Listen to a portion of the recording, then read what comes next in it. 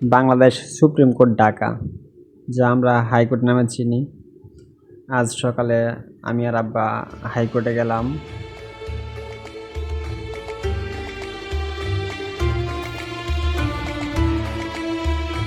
কেননা এটা শুধু আমি একলা দেখলেই হবে না, এটা আপনাদেরকেও দেখাতে হবে, দেখার সুযোগ করে দিলাম।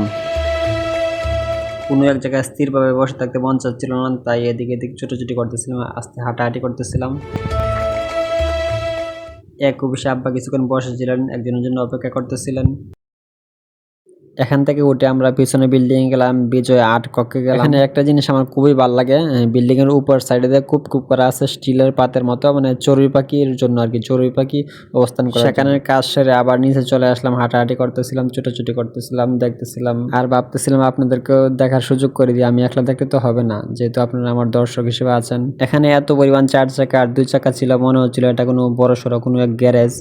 আমি আব্বার পিছন পিছন এদিক এদিক তাকাচ্ছিলাম, এদিক এদিক মানে ক্যামেরা অ্যাঙ্গেল ধরতেছিলাম, দেখতেছিলাম কোন দিকে কোন অ্যাঙ্গেলে ক্যামেরা সুন্দর হয়, ওই ধান্দাতেই ছিলাম। আমরা হাইকোর্টের সামনে ঠিক যেমনটা দেখি তার ঠিক অপোজিটে ভিতরের অংশটা আপনাদেরকে দেখানোর চেষ্টা করতেছি। সূর্যমুখী ফুলগুলা একবারে টকটক করতেছিল, একবারে মধুর মতো লাগতেছিল আমার কাছে।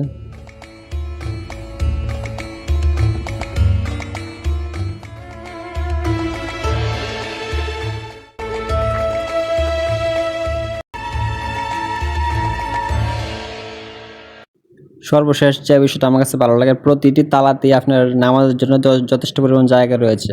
আমরা সব কিছু দেখার পরে চট করে চলে আসলাম।